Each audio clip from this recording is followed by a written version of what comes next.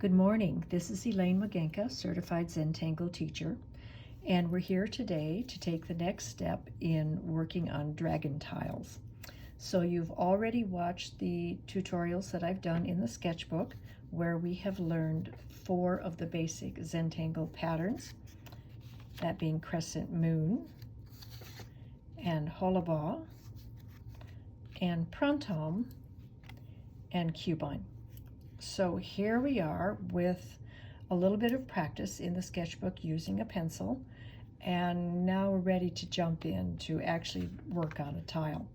So when you've got these tiles in front of you, at first they all look alike, but they all have a very unique look to them. So I'm going to ask you to find a particular tile, not this one, and not this one, and not that one, but this is the tile that I want you to work on today. And so we'll be working on this together. That way everybody's going to be comfortable with it, and everybody will kind of know what to expect and what it's going to look like at the end. The other thing that's going to be a bit different is if you can possibly get your hands on a pen that does not bleed if water gets on it. And it's actually an archival pen. This is a Micron 01. It's made by Sakura, and we call them the 01s. Every time we grab them, my students say, okay, which one are we using today? And it has that little 01 number at the end of the barrel. This is a lovely little pen. You can get about 70 hours worth of tangling in one pen. So they're really good buy. They're only $2 or $3. So anyway, here we go. I'm going to try not to turn this tile very much, but out of desperation, I might have to move it around. So we're going to start with the first pattern that I taught you in your sketchbook, and that was crescent moon. So the object of doing these tangles is not necessarily to fill up the whole space, but to have it be in a space. And I'm going to start with these spaces, these little points here. And you take that first leap of faith and you put down your ladybug. And I know this is sounding familiar because you've done the pencil tutorials and you're feeling pretty comfortable.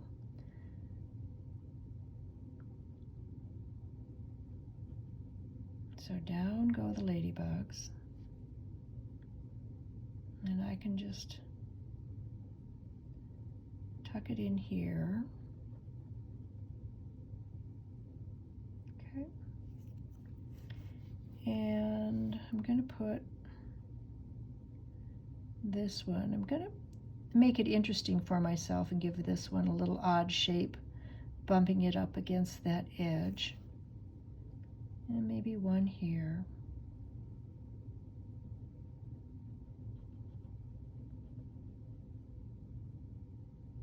Going to take our time.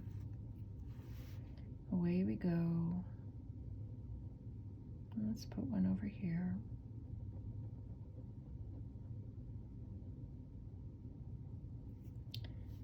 And I'm going to go back here just to give you a little bit different view of it. I'm going to put one in here. So as you're laying these crescent moons down, you can always go back and add more in.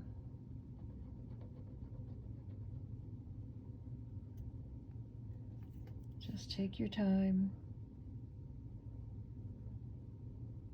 and lay some down. Okay. And I think for now that's what I'm going to leave. I'm going to go back and fill in that little white space and make sure it's how I like it.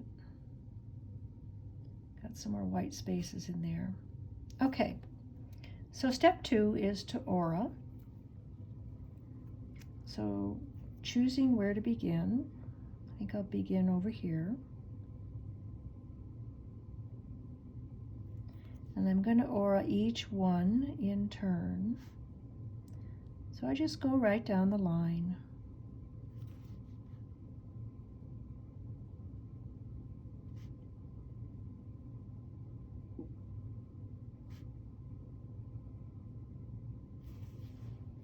And this one I'm going to let fall away behind that point as if it disappears off the map.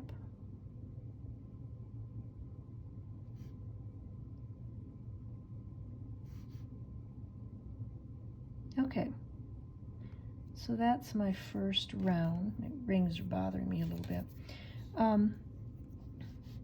So once I've got that down, then I continue it's almost like a ritual. Around you go, left to right or right to left, whichever is called for on that particular space. And this one I'm going to sneak in here as it goes behind and then bring it out here.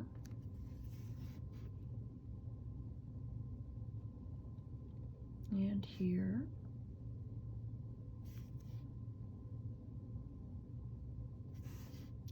And around we go. Yeah, there we go. Now we're starting to get a little character. I'm going to make this one skinny at the start and then full on at the back. All right, so I'm going to do one more aura. I'm trying to keep my fingers out of the way so that you can see the tip of my pen. Down here and here.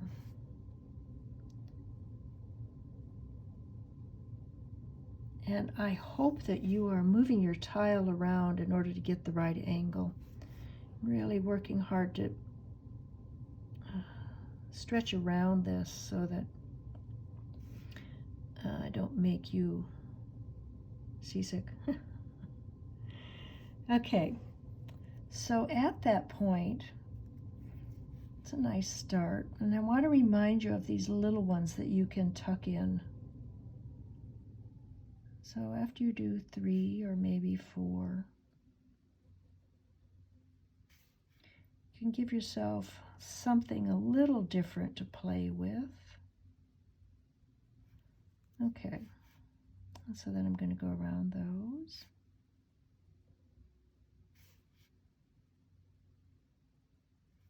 And then again, watching it develop. There's always that question of when is enough enough? I don't know.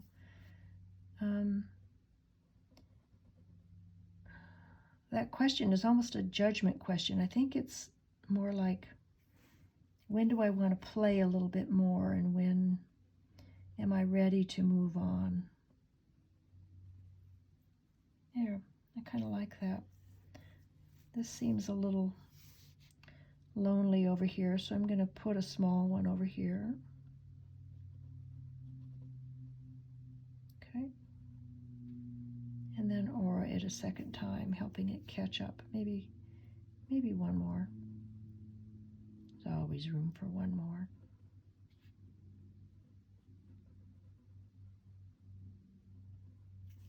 There. I like that. Okay. So that's crescent moon, and you can certainly play with filling up the whole thing, letting it crawl up even the edge of your paper. That's perfectly fine because it'll work out when you put them together. So that's crescent moon, and we're going to move on to hollibaugh. And hollibaugh, you remember, is the one that has parallel lines, much like stacking freeways. So I'm going to place hollibaugh in these spaces. And I'm going to work on one section at a time, laying down my first line, and then auraing that in a parallel fashion.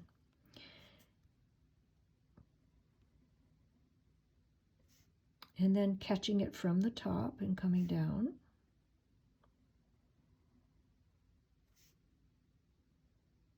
Okay, And all of those little wiggles and imperfections that you see as you draw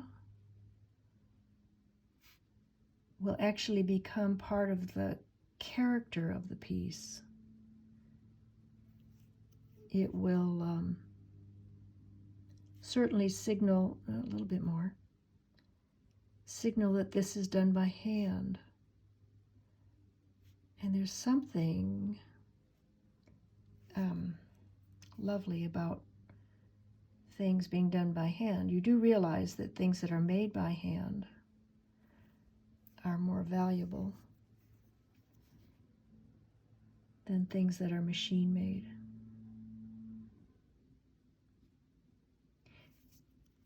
And the fact that, okay, let's see if I can stretch around this tile. Move here, here, and here, and okay, I'm going to really put myself in harm's way. Let's see what happens. Down we go. And then that one would be here. Yeah, and one more, of course. There's always room for one more. And maybe two more. And three more. It just looked like the space needed a little more attention. Okay, so I've got this section filled with hollibaugh, and then I'm going to proceed to work on the same thing again. Now, this isn't a matter of getting done. It's a matter of doing. So when you do meditation, you don't do it in order to get it done. You do it for the space that you get inside your head in the slow breathing. And I've I've come to recognize that this space is best explained by the space that happens before you actually have something that's called art. Because right now, you're just laying down lines. You're just playing around. So let yourself play like a little kid on the playground, here and there, and don't worry about who's going to see it when you're done. You're not doing it, are you? To have somebody see it? I mean, you probably show it to them when you're done. But the purpose of zentangle is the calm that you get from the doing of it.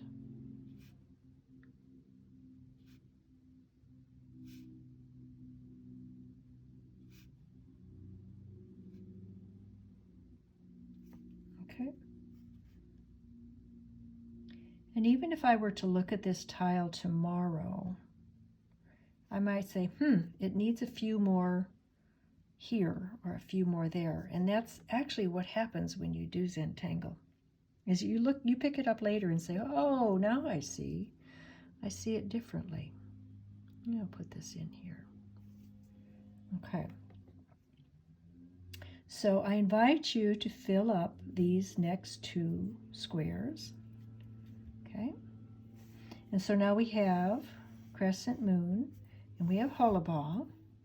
And the next tangle that we're going to do is, where's my sample? You're going to go back and do printemps. You have it in your sketchbook. Look and see how you start it. They start with a C, the letter C, and then curl around. They can go to the left or the right. And I'm actually going to use this center space here for printemps. It just seems like it's a nice organic pattern, and it feels like it's a good place for printemps to land. Remember, as you're doing this, you start with the C and you wrap around. And they're actually fairly large, the first ones. And they claim their own space here. But they're not connected.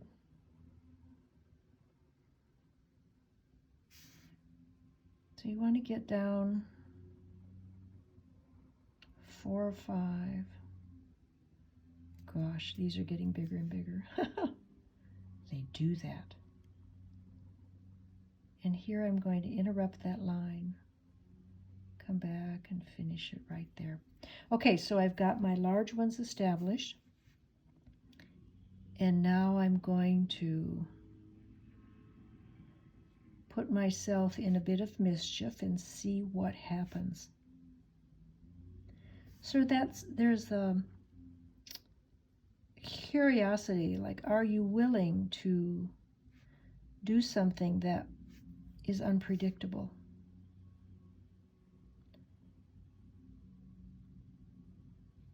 You know, those are the kinds of moments that we remember, the happy surprises, the things that we don't plan. I'm going to tuck a few here and tuck a few there. And remember, you can spin this to the left or to the right. You can make them smaller. You can cluster them. And you certainly don't have to fill in the whole space. So round and round you go.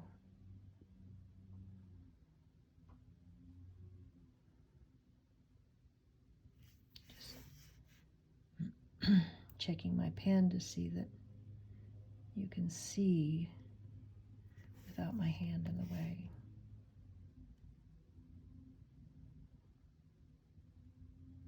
Okay. Maybe one more.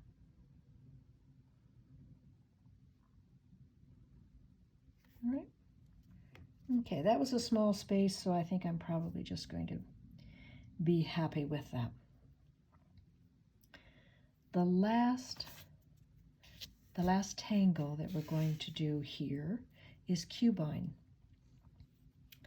And it would be very happy for us all if this were in a nice regular space, but cubine is going to be set up to be right in these 3 spaces. So I'm going to turn my tile a little bit because I don't think I can quite stretch that way. Here's what I would suggest your first time out doing cubine in a space, as I'm actually going to outline this string. I'm going to go here and then down. And I think I'll lay in this other one because I know I'm going to use it. Okay. All right. So remember, cubine is a grid pattern.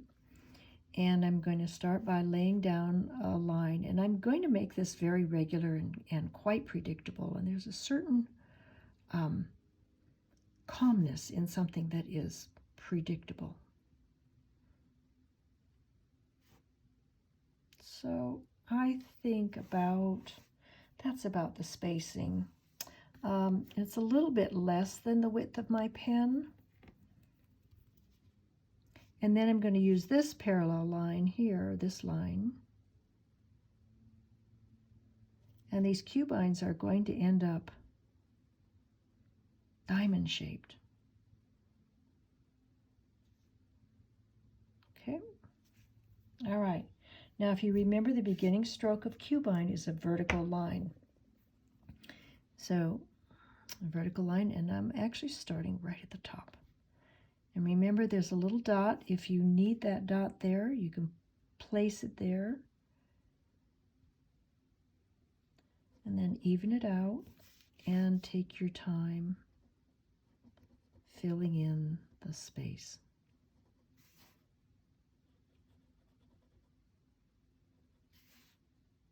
Okay, and I wandered out, so I can certainly fix that. And take the next one. and fill that in.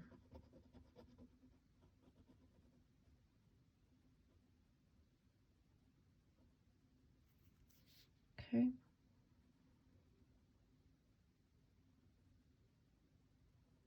And once you get comfortable not putting the dot in, you can just zip right along.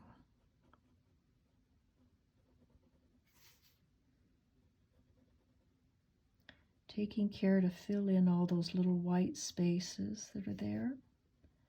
And going back to touch some up.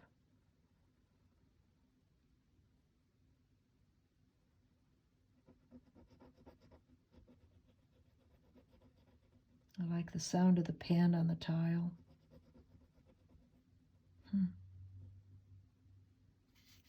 It's funny how your mind wanders. There's a little bit of the pattern, as if I have a sheet of paper covering this up, so I'm only drawing part of the pattern. And that would be the middle. It's a little off kilter, but that's okay. And I can, stretch that out a little bit. Okay, so then this one is here. So you can see how this goes. I'm going to go all the way down on this section, filling these all in the same way. And once I finish that, then I'm going to turn the tile. Now I'll show you how to get started.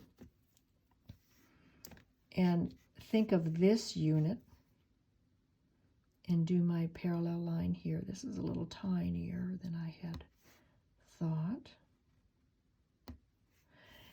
And I have a curve here, so I can still do the pattern even if it's a curve. And then just march that curve up toward the top. There. So, and this time I think I'll do them short and squished, just to make it look different. Now, at this point, I would suggest pausing the tape, or pausing the video, and finishing on your own. And when you've got it mostly finished, or finished the way you like it, then turn it back on, because I'm going to show you my other tile. Or you can do like most people and just watch it all the way through without turning off the tape. Okay, so yes, I could sit here and I could draw, and it is very meditative to watch other people draw. But this will give you a good grounding in how to start that tile. And I will show you the finished tile. And you can take a screenshot of it and follow the idea. You will notice that there is shading here, and there are embellishments that I have not taught as yet. And then there's a rounding of the space, and I will teach that in a further video. The video will be called Enhancements. It's like, what do you do with patterns beyond just the patterns? How do you play with them? How do you accent a line? But that will come in another video. But this is this tile. Now, the other part of it is you have 3 more tiles. So what do you do with those 3 tiles? You can practice these 4 patterns 3 more times. And you might think, oh gosh, do I have to do that? Or, you just think it would be ponderous, but it actually isn't. It's actually quite relaxing. So what I'm going to do is I'll give you a little bit of coaching. I'll show you what the other tiles look like, and maybe you can kind of stretch your imagination. But here's one that's done with crescent moon tucked in the corners, and hollibaugh actually reaching through one to another. Here's cubine actually done in angles, and printemps all over the place, and crescent moon actually repeating again at the top and coming down into the tile. So is this different from this? Absolutely. But the patterns are the same. I've just stretched and morphed and put them in different places and added other things, but it's still the same pattern. Here's another tile. Here's the tile with those 3 big triangles on it. So again, here's cubine, here's printemps, here's crescent moon crawling up a different side, but here is hollibaugh all bendy. Is bendy even a word? I don't know. But so that gives you another idea of how to handle doing those 4 same patterns. And now I've got to find my other one. And then this one, I haven't even finished yet. I did it as a demonstration. But think outside the box. Think outside the curve. You could put hollibaugh all through the top. And then, I'm going to grab a pencil so I don't mark my tile. When you're looking at these spaces, where will you put cubine? Where will you put printemps? Where will you put crescent moon? And here's the other thing you can think about. When you're thinking about spaces, what would happen if you ignored these 2 lines and just worked right through the space as one big area? Can you do that? Absolutely. I invite you to do that. And I would love to see what you come up with. So, this is Elaine Wagenka with her Zen Dragon tiles, lovingly nicknamed Dragon Tiles, and 4 zentangle patterns that you've learned and what you can do with them. Now, the other part is there are more patterns. There are hundreds and hundreds of patterns. There are patterns that were actually done by Rick and Maria. They are the creators of Zentangle. Look up zentangle.com and you will find them there, and you'll find the logic and the history and the magic of Zentangle. If you go to Pinterest, look up Zentangle patterns, you will find them all over the place. So if you want to learn more, you certainly can find other tutorials. I'll be producing a few more. And I'll probably continue doing it in the sketchbook format. So I hope you've had a lovely time. If you have any questions, please contact me. You can contact me on my website, if I can find my little tile. Here it is. Here's my little tile. You can contact me on my website, Elaine Wagenka, at zendragon.net. And I hope you've had a great time. Bye-bye.